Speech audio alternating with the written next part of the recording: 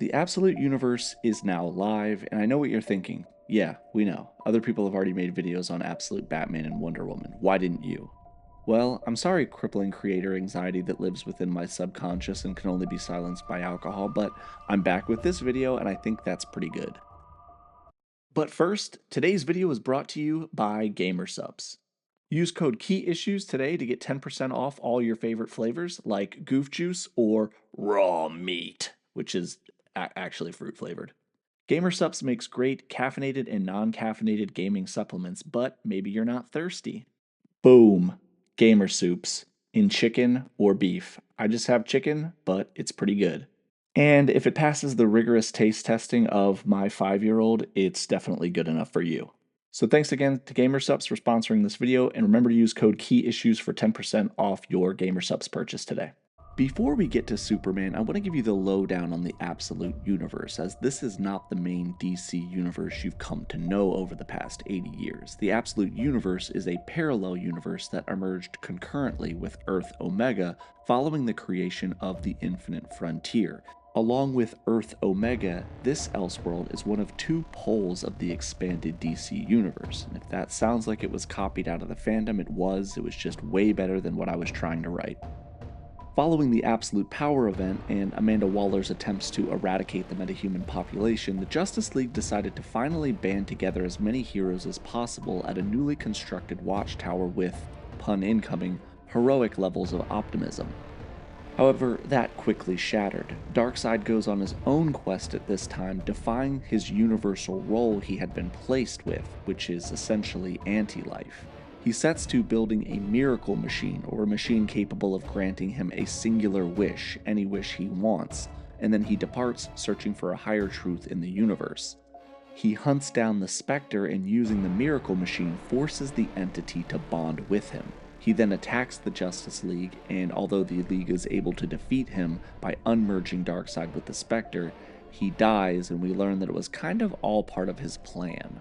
In the wake of Darkseid's apparent death, he's reborn on this new Alpha Elseworld we discussed before, the Absolute World, and this is outside of the main timeline of space that we know in the multiverse.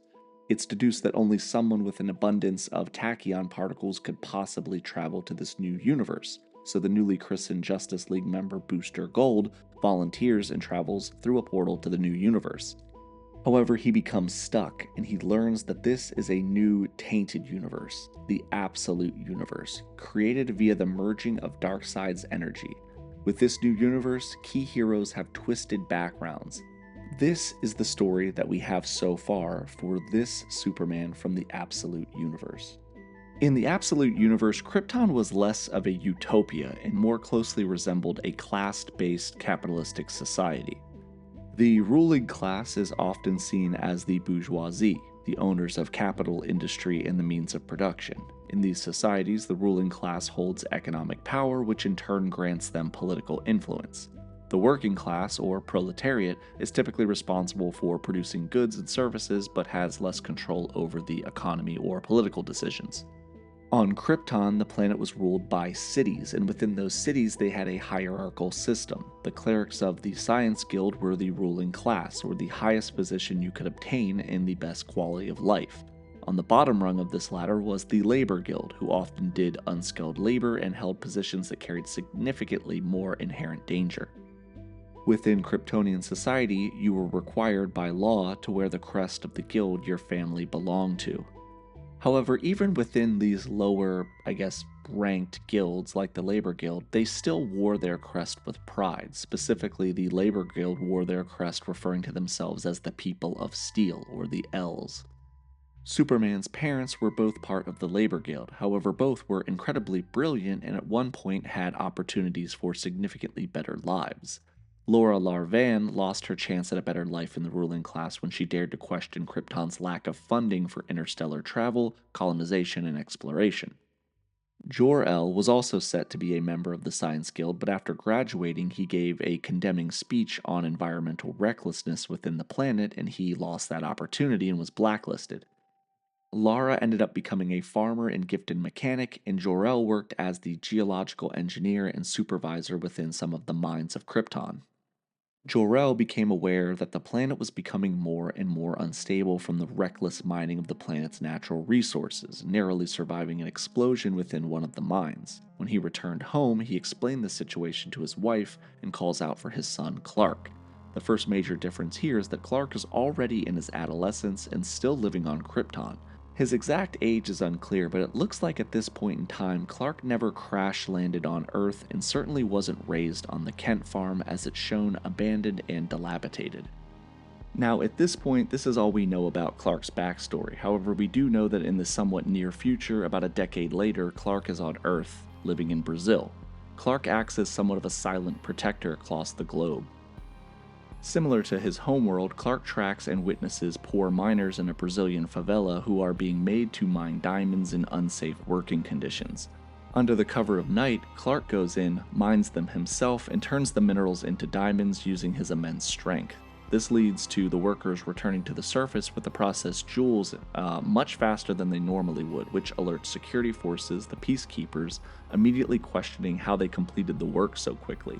When this escalates to violence, and under the threat of death, one of the workers tells the peacekeepers where they can find the person responsible. They travel to Clark's residence and confront him.